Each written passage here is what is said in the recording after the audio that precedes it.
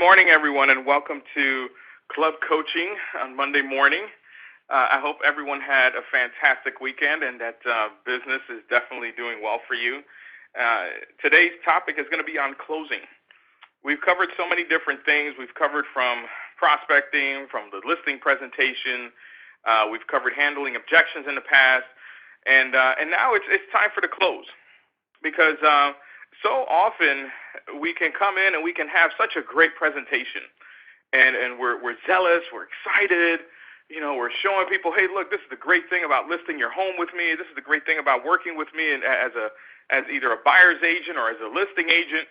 And then we just sort of sit there and we wait for the person to respond to us and for them to make the next move. And the reality is they're following our lead. So often as real estate agents, we don't get the listing simply because we just don't close the deal. We don't ask for the signature. We don't ask to move forward. And what I'm going to do today is I'm going to cover some really simple tips that will support us when it comes to a listing presentation and even when working with buyers. Because what you want to do is you want to be able to keep the transaction going, keep the process going, keep the presentation going, and then once you do that, just bring it to the close so that this way you can get to work. And that's the reason you're there. The reason you have set up all these appointments and you've worked so hard, you've prospected every single day, you've prospected on the days where you don't feel like it, you've prospected on the days where other agents were pretty much taking off for a holiday, you decided to pick up the phone and prospect and to generate leads. And at this point in time, now you've got that appointment. Now you've had a phenomenal presentation. They're open to you. They're sold on your company. So this is where you close.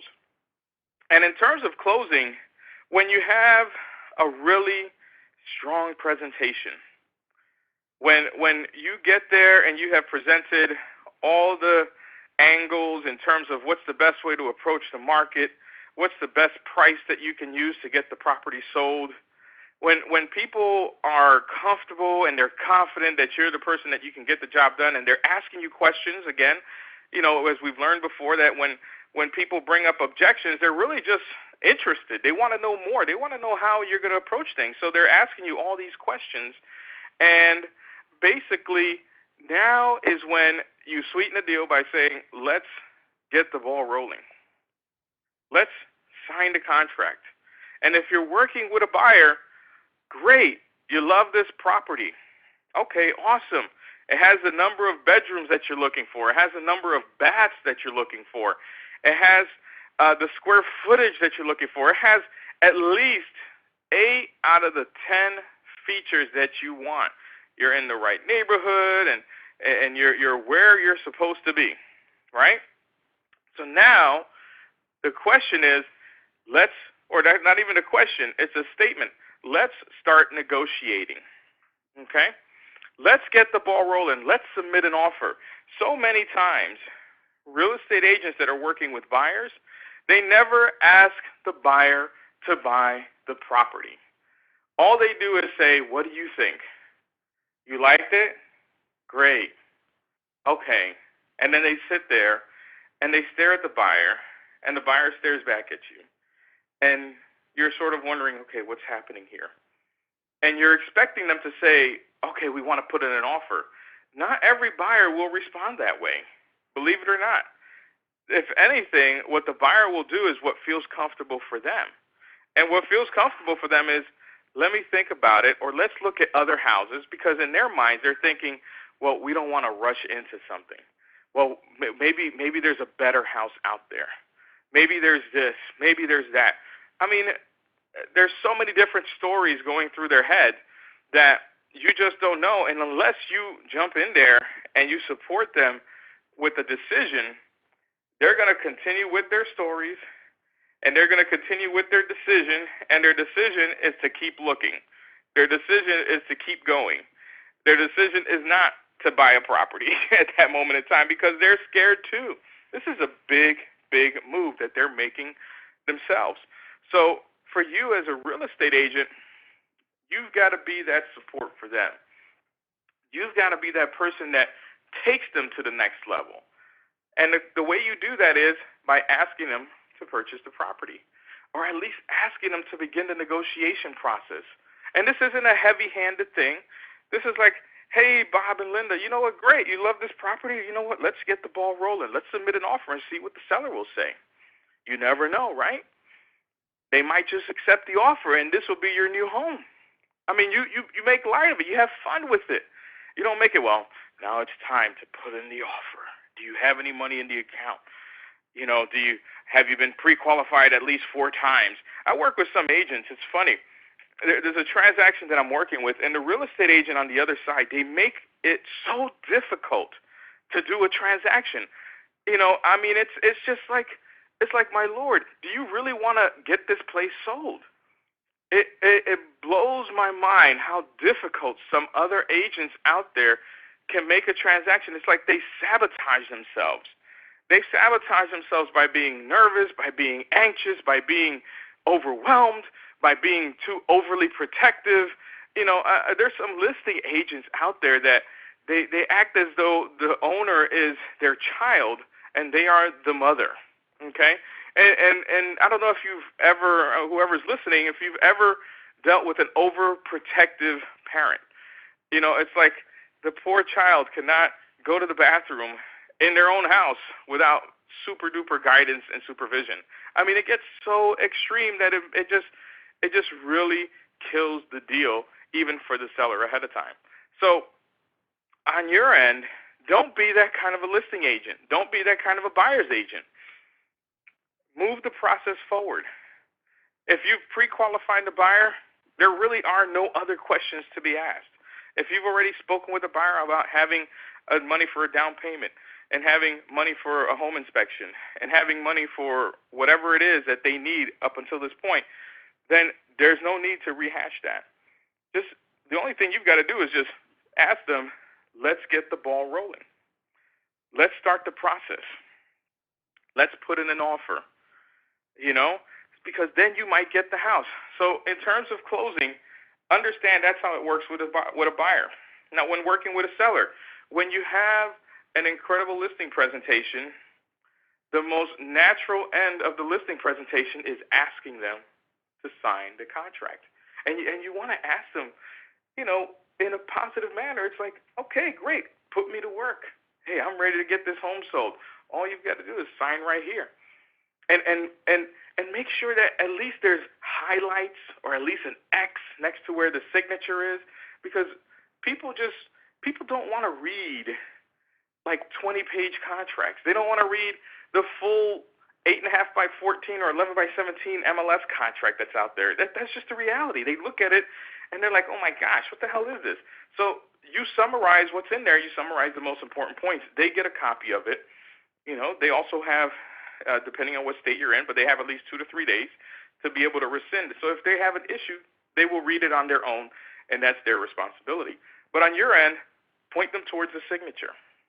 Okay, all we need to do now is simply sign the contract. That's it. Let's get to work. Let's get you into that new home. Once we get your home sold, we'll get you into your new home in Arizona, or we'll get you into your new home in Florida.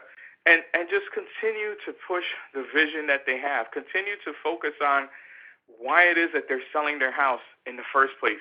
And reassure them as you close that everything is going to be all right. Everything is going to be totally fine and taken care of because they're in good hands.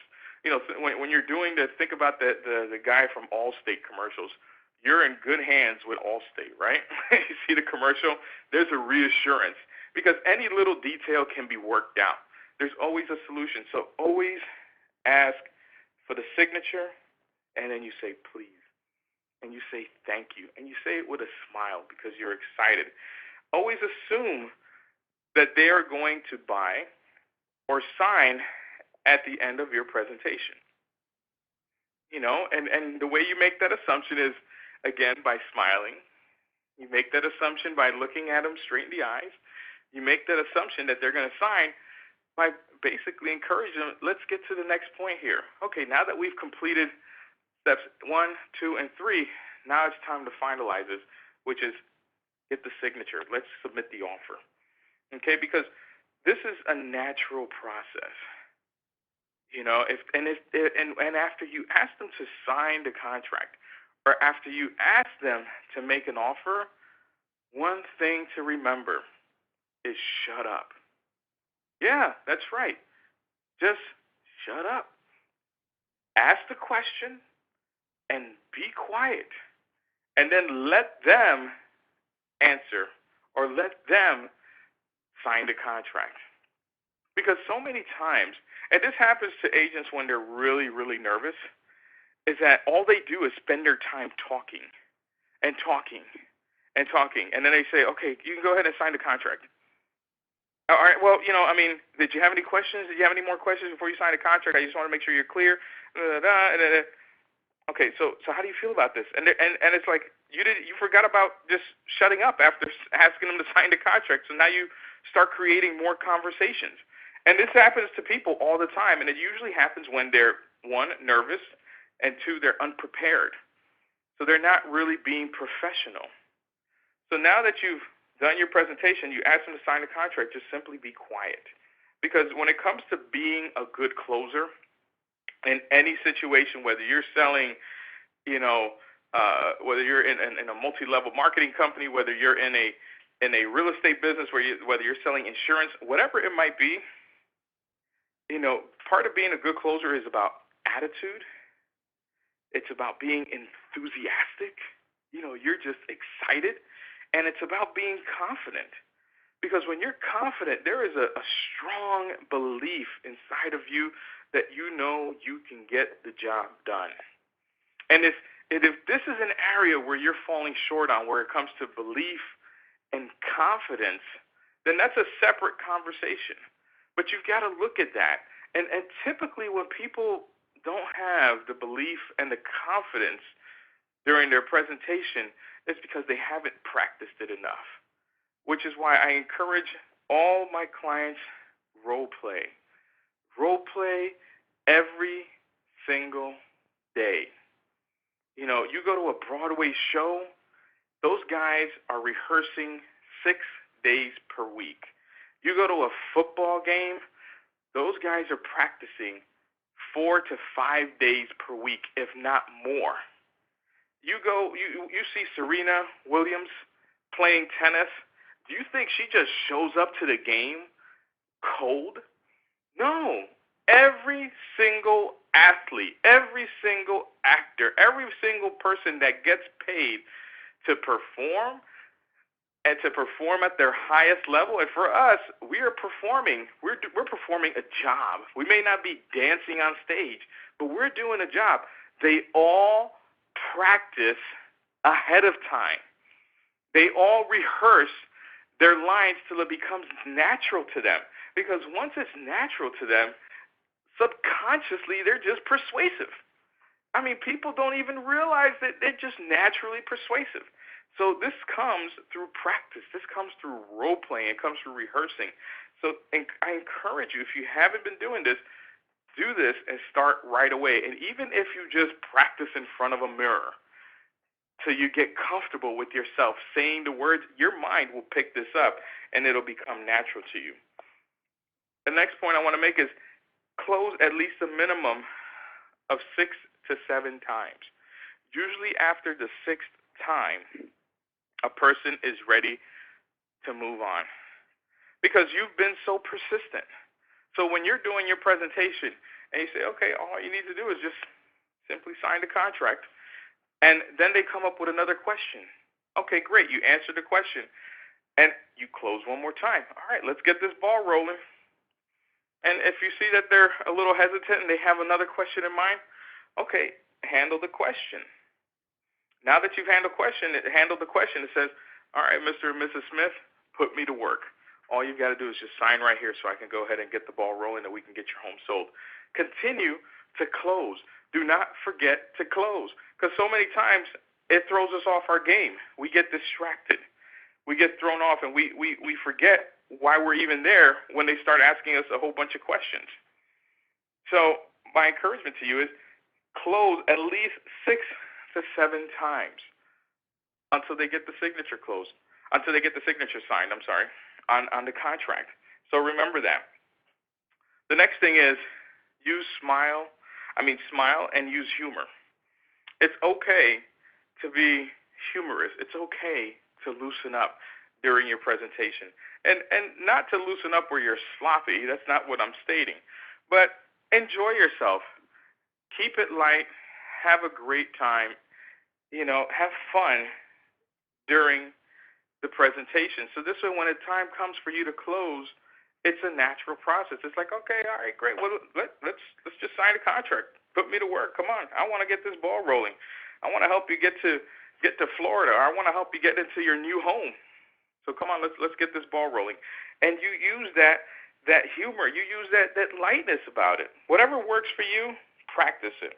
And once you've asked for the signature and the closing question, as we mentioned before, just be quiet and be at peace.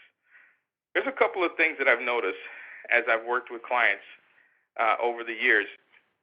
And the one thing that I've noticed is that if this is something that happens to you often, where you are doing a presentation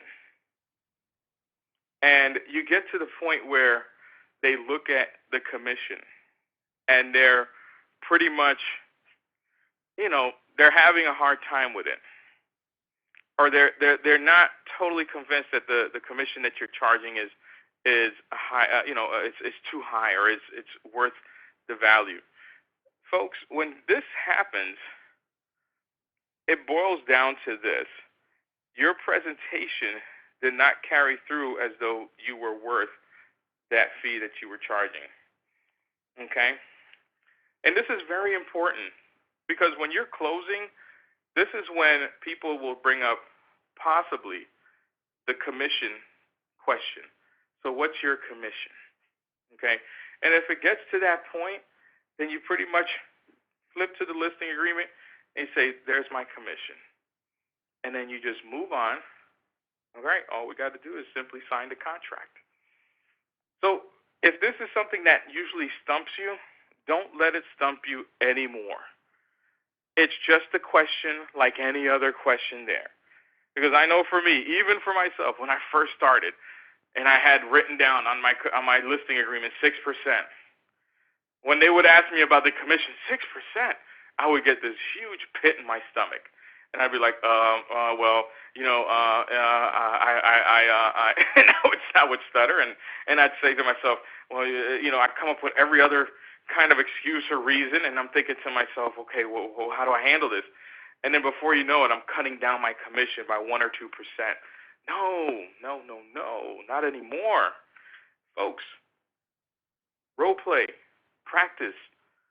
This will make you comfortable.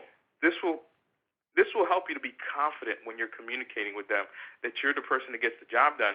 And this is what it's going to cost to get it done, because it'll cost them more money by them hiring an agent that's not worth it, and you're worth it. So be confident. And if you're confident in yourself, they will trust you. They will be confident that you can get the job done. Okay? So in terms of everything that we've talked about today, remember how important closing is. And when you look at the sales process, I want you to write this down. And you can do this real simple. On a piece of paper, just put a cross, or, put a line going down and a line going across the middle. So this way you have 4 boxes. And the way the sales process works is, on the top left-hand corner of the box, you're going to write down approach. And then next to it, on the next box, on the top right-hand corner, you're going to write down presentation. And then below that box, on the bottom right-hand corner, you're going to put down close. And then on the bottom left-hand corner of this box, you're going to put down after the close, or after the sale. Okay, so sales, there's a process. It's a cycle. It's a very simple cycle. It boils down to your approach. Then once you have your approach, which gets you the appointment, then you have a presentation. You do your presentation. They love it. Then you close for the signature. Now you've done the job. The property is sold. What do you do after the sale? of the property. And that's something that we're going to cover in our future calls. So, folks, thanks again for taking the time to be on the call, and we will speak with you soon.